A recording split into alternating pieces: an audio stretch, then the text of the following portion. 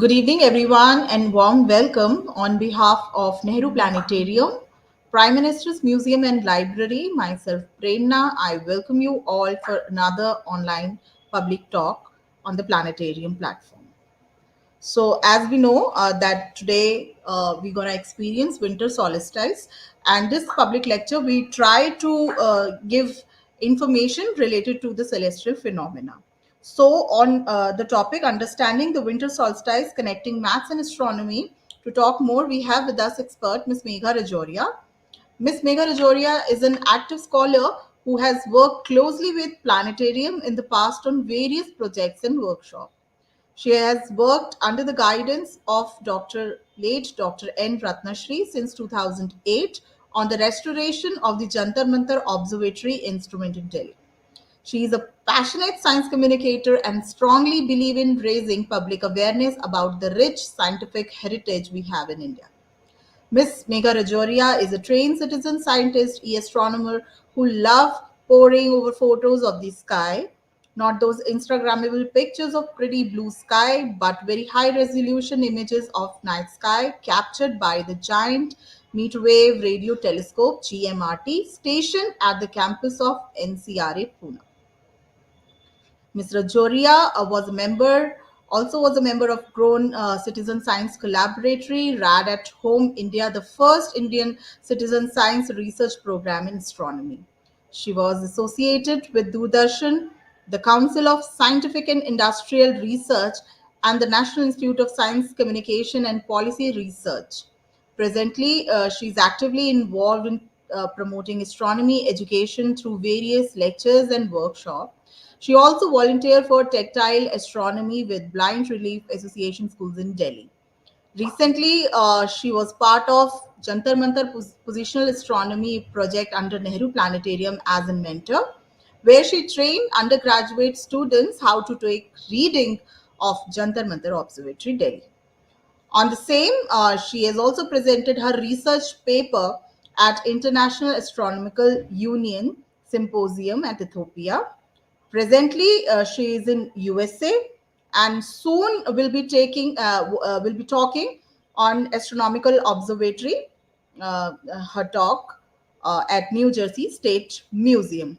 About Megha, I have a lot more things to say because we have very close association in past. She have really helped Nehru Planetarium for various projects, lectures, and hands-on activities, and actively involved since 2008 to till now. So, without taking much time, I quickly would like to invite Megha so that we can take the discussion further ahead and she can explain the phenomena, also our topic, which is understanding the winter solstice, connecting maths and astronomy. Over to you, Megha. Thank you, ma'am. Um, Good evening, everyone. First of all, happy winter solstice. And let me share my screen so that without wasting much time, we can uh, understand what is winter solstice, what happens today, and how across the world this day is celebrated. So, understanding winter solstice. What is winter solstice? It's also called Dakshinayan in Hindi. It is the shortest day in the northern hemisphere. So, something that we have to understand that it's the beginning of winters. So, already in Delhi, I hear that it is really cold. And since I am at a latitude which is different from Delhi, it's even colder here, and it is getting going to get cold as the day will pass. So it's the beginning of the winters, and as you can see in this GIF also that Earth is in, tilted on its axis, and it is in a way that it is at its maximum tilt in the northern hemisphere. So the major area in the northern hemisphere is not facing the sun. So that's how it is. It happens that it is the shortest day in the northern hemisphere, which is, if we compare it between summer solstice and winter solstice, it's going to be around 8.5 hours uh, of daylight as compared to summer solstice, which is 15 to 15 and a half hour of daylight. So, but from today onwards, the days will start becoming longer. So, which is sort of a new hope that the days will become longer and we'll have more time to work throughout the day. So, as I was saying that, for example, I am at a different latitude now than Delhi, and it gets darker here at 4 o'clock. At 5 o'clock, it gets pitch dark. So that's how the things go on, when the earth is tilted maximum at a maximum tilt in the northern hemisphere, and it is just opposite when we are in the southern hemisphere. So someone who's in Australia right now is having summer solstice. So when we talk about northern hemisphere and southern hemisphere, which is above the equator and below the equator, things are just opposite. So when we are having our summer solstice, it is winter solstice in the southern hemisphere, and when we are having our winter solstice, it is summer solstice in the southern hemisphere. So this particular slide will give you an exact idea of what is happening in up there. So this is the sun, and the earth is taking going around the sun. The revolution is going on, and as you can see, this is the equinox time, where my cursor is right now. Ma'am, cursor is visible, I believe. So you can see that when Yes, the earth cursor is okay, when visible. the earth is in winter solstice in the northern hemisphere, you see that the daylight is of about 8 hour 51 minutes, which is December 21, December 22, around that time. And as we go in the equinox twice a year, which is autumn time and the vernal equinox, you see that it is exactly 12-hour daylight and 12-hour night. So this keeps happening, and this is because of the tilt of the Earth's axis. So as we are tilted at 23.5 degrees, you can see that when we are in the summer solstice, the majority part of the northern hemisphere is facing the sun, like it's getting the maximum sun rays. And when we are in the winter solstice, it is getting less of sun rays. That means less sunlight. So this is a periodic thing that goes on every year. And June 20th, which is the summer solstice in the northern hemisphere, is winter solstice in the southern hemisphere, as I was telling you. So this is a very interesting phenomenon, which also sort of makes us understand seasons on earth, like how seasons begin at different times on earth. So as you can see that when we are uh, let me go back to the previous slide and show you when we are in the summer solstice, as I was saying, that the northern hemisphere of the earth is facing the sun in a way that it is getting its maximum rays. That's the time when it's summertime. So it's quite obvious that when we are facing the sun, it is summer, and when the northern hemisphere is tilted away from the sun, the maximum tilt is away from the sun, like right now, it's winters. So this is exactly what is happening in this particular elliptical diagram also, that earth is revolving around the sun and different seasons are happening. So at the time of the equinox, you are in the springtime or in the autumn time, when it's very pleasant. It's neither summer nor winter, because that's how the rays are falling on the earth. So like you can see in this particular GIF, that wherever the direct sunlight hits the earth, it's the warmer months. So it's the summertime. So this part of the earth is having summertime in December, like you can see here, and then it keeps revolving and rotating on its axis. And likewise, the seasons change. And wherever in the next GIF you see that the pole is tilted in the darkness, that hemisphere experience winter during that day. So like right now we are tilted away, the northern hemisphere is tilted away from the sun. So the northern pole is experiencing winters, and not only that, it is also experiencing dark at this point of time. So for about 5 to 6 months, it's going to be darker in the northern pole. And when the earth comes to the other side of the uh, orbit, which is this side, and when southern pole is tilted away, at that time the south pole experiences winters as well as darker days. So basically, sun doesn't rise at that time in that region. So this is primarily what happens during summer solstice, winter solstice, and equinoxes throughout the year. And it is a beautiful phenomenon that goes on in a periodic way, and also helps us understand seasons on Earth. So let us now understand a bit about cardinal points. East, west, north, south. So this is like a simple sterilium image that shows north, south, east, and west, northeast, northwest, southeast, and southwest. So when we understand cardinal points, these are grid lines that tells us about the latitude and longitude, and we have Tropic of Cancer, we have equator, then we have Tropic of Capricorn over here, and all sort of different latitudes and longitudes. So let me take you to a small trip.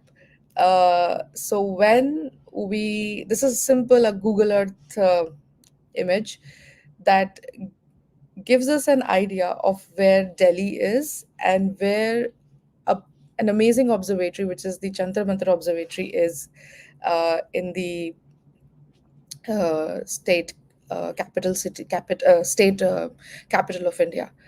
So this is Samrat Yantra, as you can see. Now, what's interesting about this observatory? Now, this observatory has a north-south alignment. So it was built around 500 years ago by Raja Savai Jai Singh, who was the king of the princely state of Jaipur, and he had interest in astronomy and science and mathematics and all sort of things. And he called in scholars and different artisans and architects from all over the world, mainly from uh, Samarkand, Uzbekistan, because these kind of things were going on in that area for a long time, since the time of Mesopotamians and Inca dynasties and all.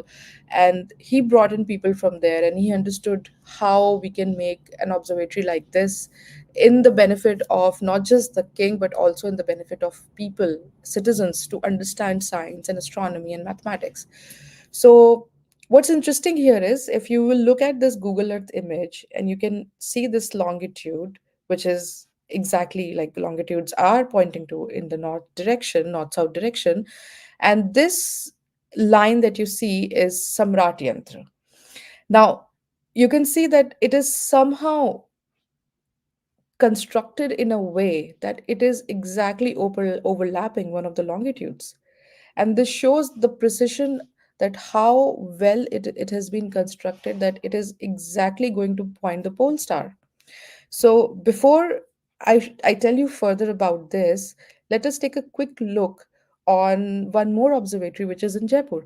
Apart from that, one more interesting thing about this observatory is that the whole observatory is aligned in a way. You can see that this is the entrance where my cursor is. This is the entrance of Jantar Mantar Observatory in Delhi, and it is all north south aligned. So these are the other two instruments called Ram Yantra. We'll talk a little about it and understand what happens there.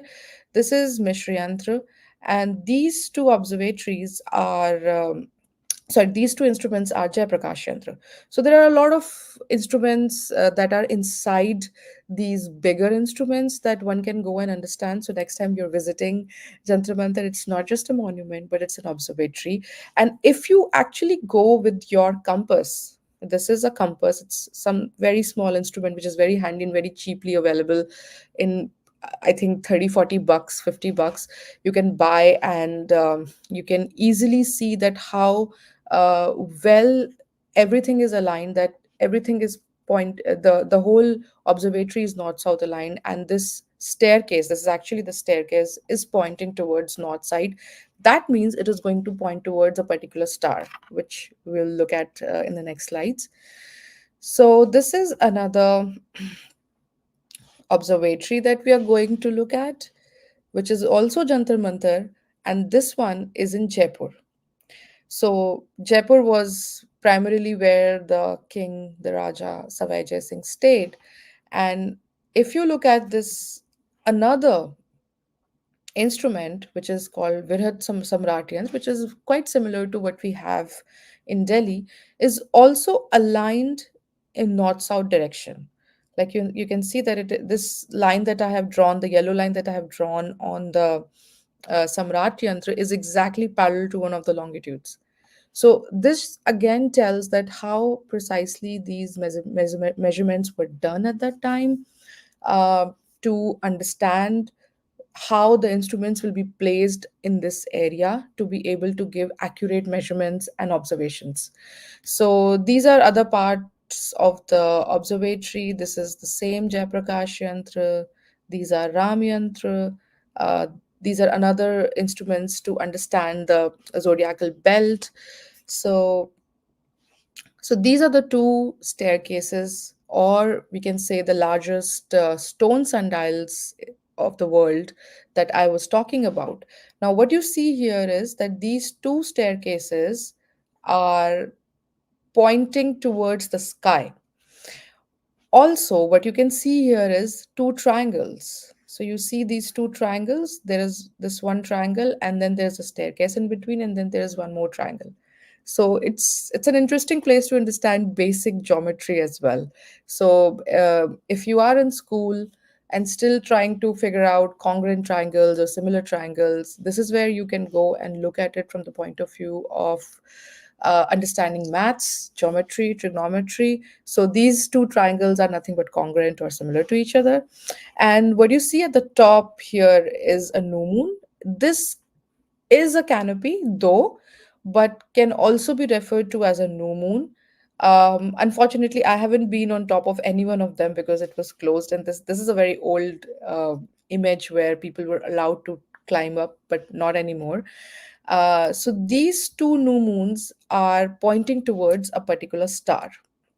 So since these staircases are north south aligned and they're pointing to north pole, that means they're pointing to a star, pole star or Polaris or Dhruvatara.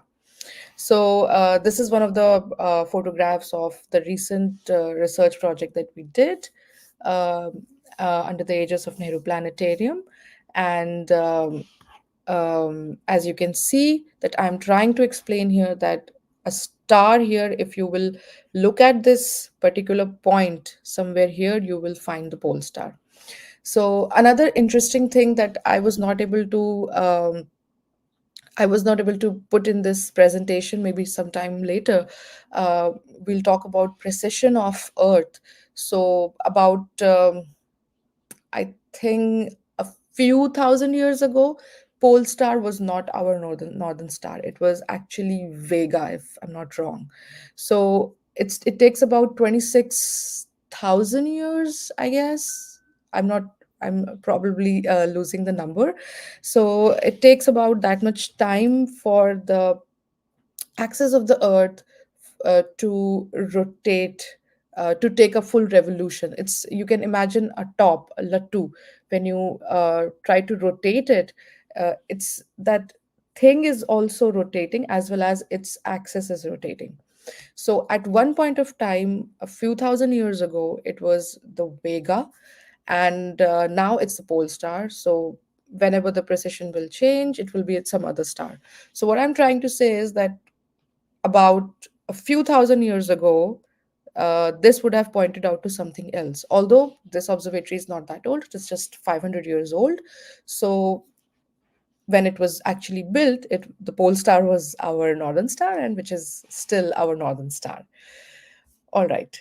So, okay. So moving on, this is our Ram Yantra, as I was telling you, that we have two of these instruments in the Delhi's observatory, and one is called the Northern Ram Yantra, and the other one is called Southern Ram Yantra.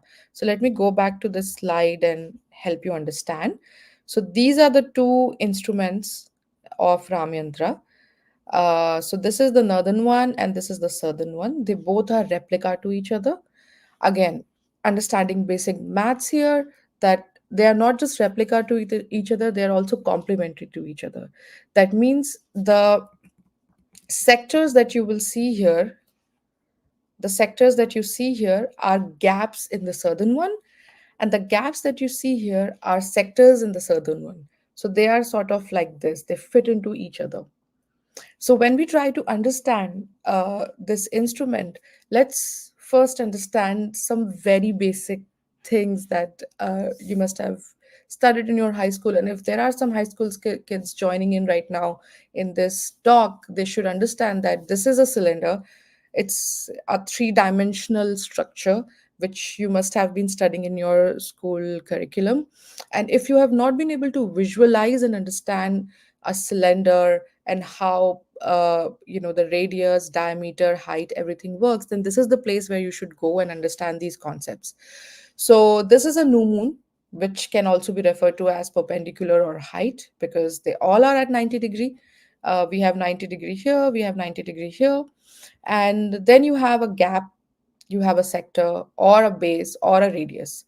So all of these things, the radius here, what you see from here to here, radius, and then you have height of the perpendicular, and then you have another height of this perpendicular, because they both are parallel to each other.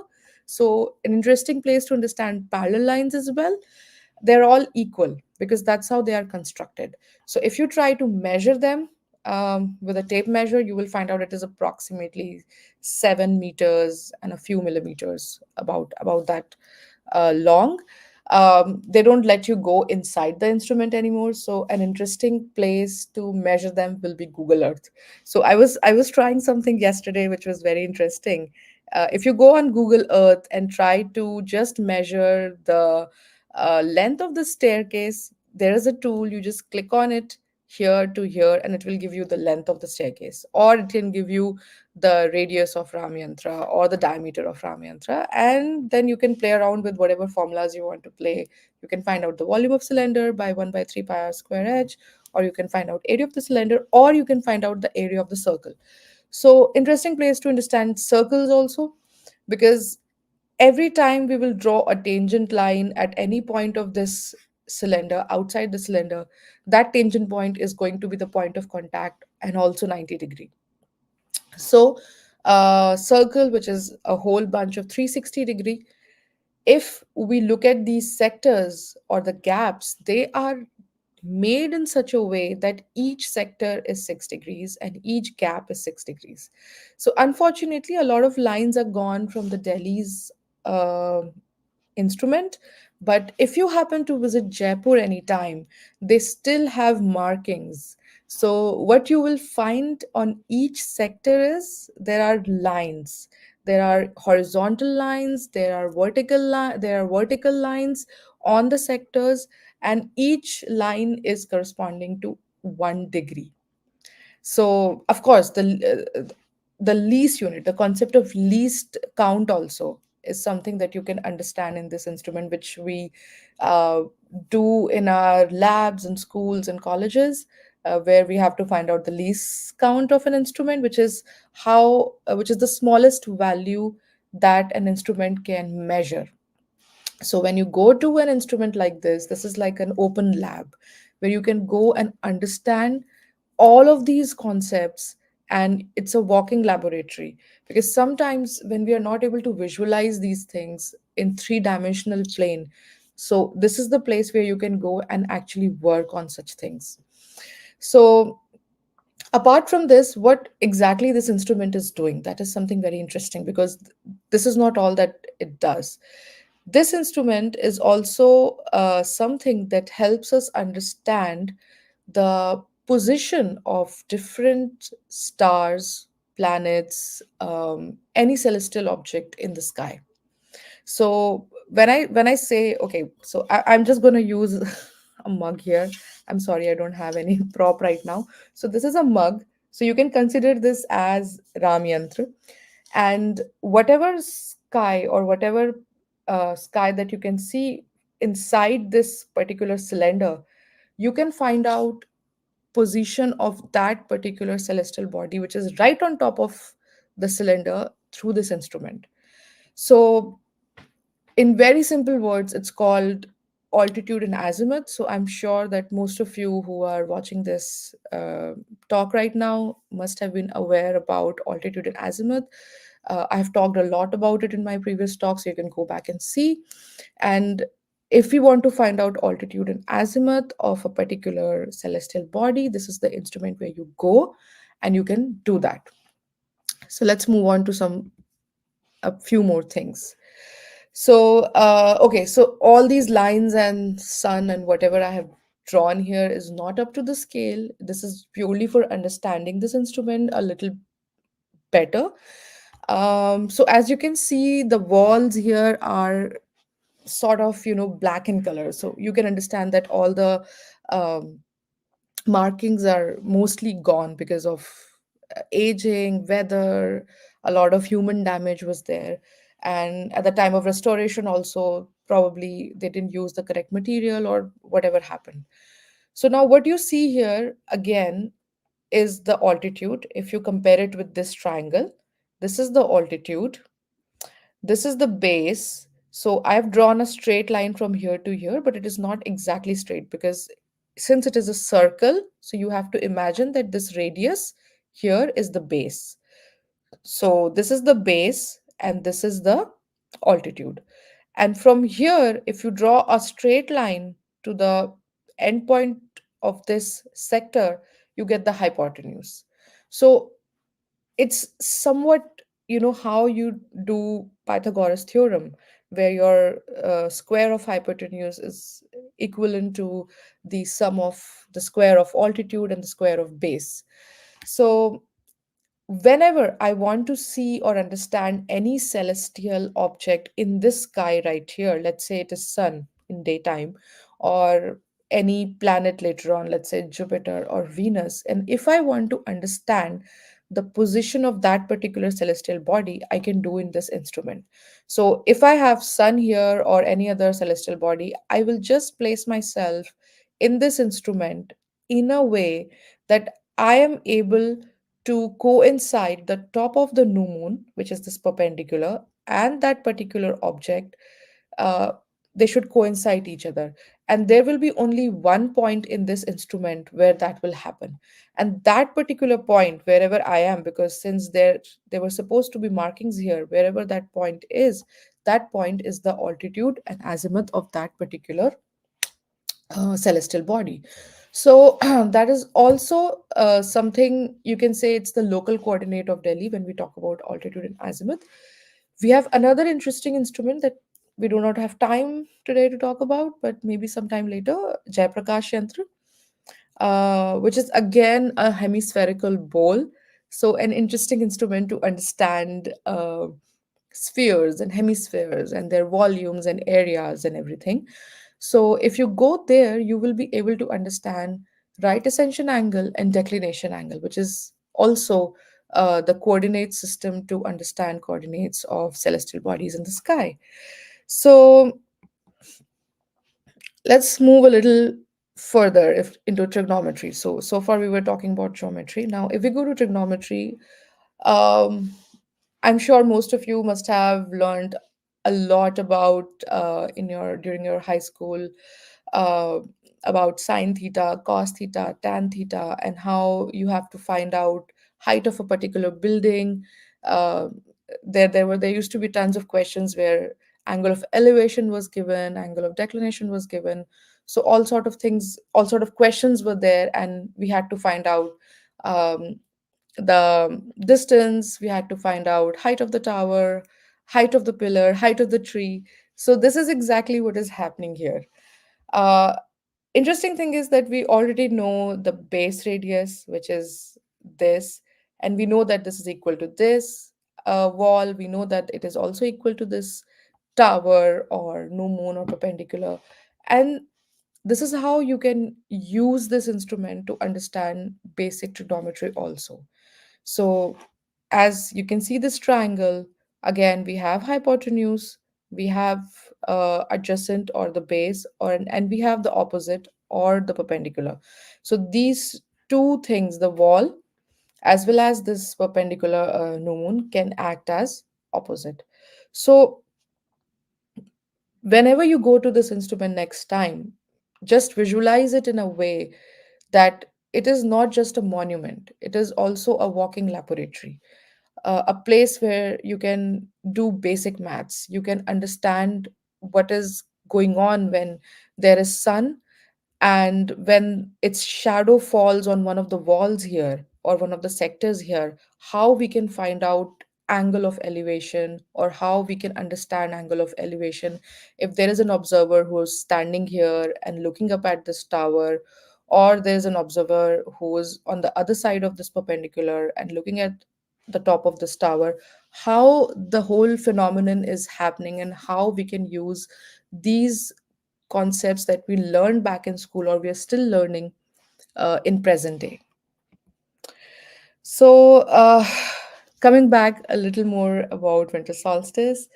So Stonehenge is a very interesting place. It was built way, way back in 3100 BC, and it continued building for a couple more thousand years. It's basically a burial site, and it is very interesting to see that how the a burial site was constructed in a way that it was perfectly aligned with the setting sun and the rising sun at the time of summer solstice, at the time of winter solstice. And if you look at this image, the sun is rising between these two stones, and they're also called as menaries. And there are such structures in some parts of India as well that have been recently excavated, um, discovered in parts of Telangana and Hyderabad. And so these are called menaries as well. And you can see that the sun is rising exactly between these two menaries, the two stone structures. So this alignment is very interesting to look at, and people gather on this day. In fact, there was a live telecast of this that I didn't know about. I learned about it just last night, that there was a whole live telecast about the whole phenomenon that was happening there, and there was a huge crowd that gathered to see this happening, that how precisely these stone structures were laid down over the years and centuries. Because what you see here in this diagram, there's a big circle, then there's a smaller circle, and there's the smaller circle. They have been a little distorted over the time, but these bigger circles and smaller circles were made in thousands of years. And every time the circles were laid, because these are nothing but burial sites, they were laid perfectly in a manner that we can see such things happening. Uh, this is another very interesting instrument. I was trying to understand more about this. It's in New Mexico, the Chaco Canyon. And again, uh, the semicircles that you see here, it's like a spiral. And this spiral is constructed in a way that when the sun peeps through this gap, uh, you get just one line during summer solstice, which is this, like it will come somewhere here. And when it is autumn, the equinox time, it will be on one side of the center. But during the winter solstice, which is in this particular picture, you can see that the sun is peeping through these two gaps, and it is in a way that it is on the sides of the spiral. And this has been happening for years, and it is going on. So interesting thing is that why such structures were built. uh, so in my understanding, because I have been trying to study and understand these structures for a long time now, what I think is that these structures were built and constructed for keeping time, keeping calendars, for understanding time and calendars. Because there were no GPS, there were no internet connections, that you know how are we going to keep check on time and calendar, that what month it is, what season it is. So these big structures were made for public to understand, for people to understand that okay, so now this is winter solstice, now it's going to be beginning of winters, now it is summer solstice, so it's going to be beginning of summer. And this is how a lot of things, a lot of cultures developed around these things, because they knew that at what time they have to harvest their crop, or at what time they have to sow their crop. So these are some interesting phenomenon where astronomy played a very important role. So this is another instrument in Ireland where this is a mound structure that you see, and these are all people from different culture who used to gather, who gather even till date and celebrate, all because these observatories really helped understand them, the alignment. They helped them understand the position of sun and moon and planets and everything. And in this interesting observatory also, there's a roof box, there's a small window on top somewhere here, and when the winter solstice sun rises, that's the only day when the roof, through the roof box, the sun rays enters in the corridor, in one of the corridor, and lights it up. So again, it's just a way of checking time, keeping check on the calendar, that all right, okay, so it's winter solstice time. So across the world, there are different festivals that are celebrated in different cultures in different countries. In fact, in our country also, if we look at different festivals, we have Lodi coming soon in the month of January. Then we have Sankrant, we have Baisakhi. So all of these festivals were also placed in a way that it is a harvest festival or it is a sowing festival. Onam, Pongal. So it's very interesting to see that how the cultures have developed over the years, how they have understood astronomy, how they have used astronomy and observatories in their daily life to be able to connect with maths, to be able to connect with sun and moon position and rest of the everything. So this is about it for now, for today. If you have any questions, please feel free to ask. I will try to answer them to the best of my knowledge. And happy winter solstice. Thank you so much. Thank you, Megha. Thank you for such a lovely presentation, like always. Uh, you try to bring so much history, culture, and their connection with astronomy. So that's really wonderful.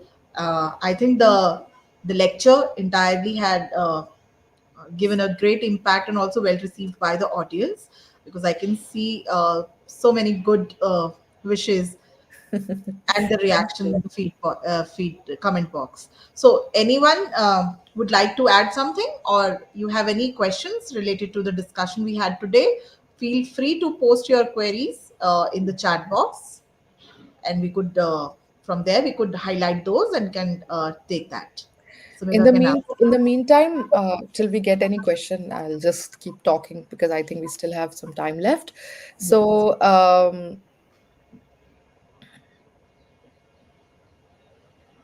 okay. So what I'm trying to tell here is that in the Jantar Mantar Observatory also, we are still trying to understand that what happens during winter solstice or summer solstice, or what different is happening. We haven't been able to find any text as such where it specifically tells that on this day, this particular pillar gives this sort of shadow or something. So we're still working on it. Um, if you ever happen to visit Delhi Jantar Mantar or Jaipur, there's also one in Ujjain and Varanasi, and all of them are unique because they are at a different, coordinate. They have different instruments and different things, different phenomenon is taking place in different observatory. Ma'am, you can stop me whenever if we have any question. No, no. You can please go ahead, Megha. We do have time. Meanwhile, if anyone have any question, they will be dropping in the chat box, and I highlight those. As of now, Yes, there's yes. no questions. Yeah. Yes, yes, definitely. You can stop. And it's also very interesting to understand. I have not been able to put all the observatories here because there are so many observatories across the world that help you understand the phenomenon of winter solstice and summer solstice. And there is a very interesting branch called archaeoastronomy that I'm trying to understand more in depth uh, these days. So, archaeoastronomy is something where it's basically a combo of archaeology and astronomy. So, when you go to an archaeological site, which is very old, let's say Jantar Mantar. Jantar Mantar is still very medieval. I won't say it's ancient because it's just 500 years old. But if you go to something which is older than that, like the other ones that I showed you in the presentation, for example, Stonehenge.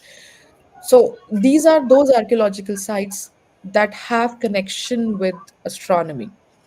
And that's where this multidisciplinary subject comes called as archaeoastronomy.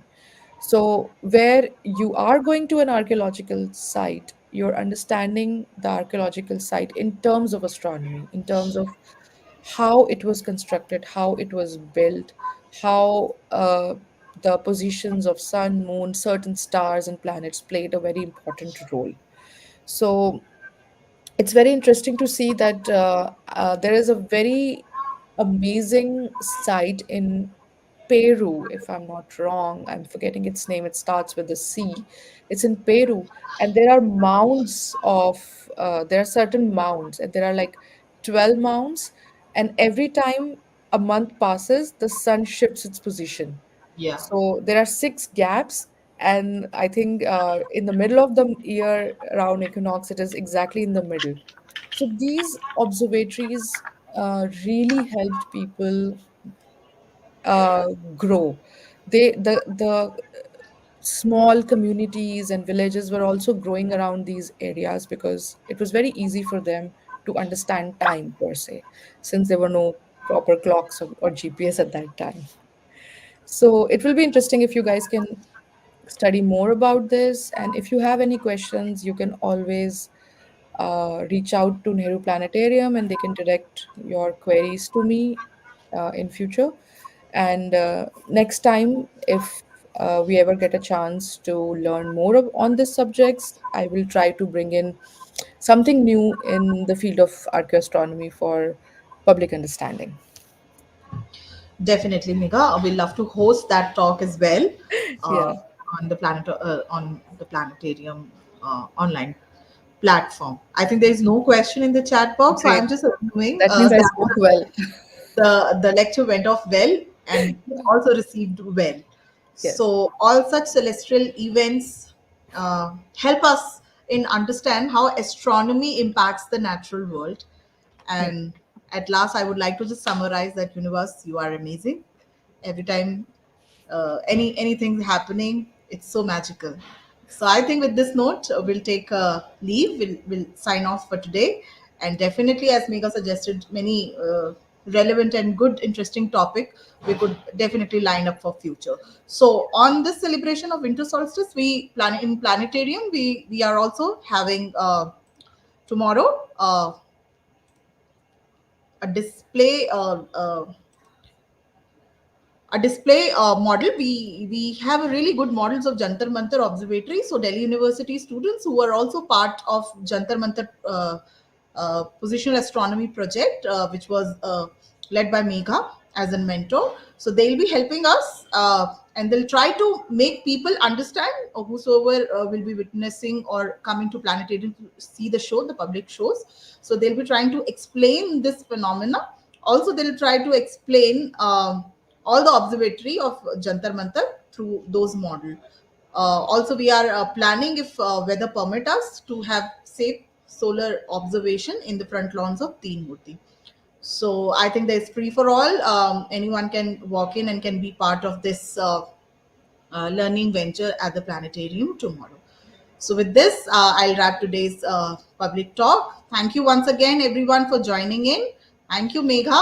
Thank you, Prerna ma'am and Despite Planetarium of for what inviting me. timings uh, at your place, you still try to manage and deliver the lecture, and it was It was very well wonderful to be by here. the Yeah. audience. I think when before I closed, I got a one question. So Okay. let's take that, and then we can wrap.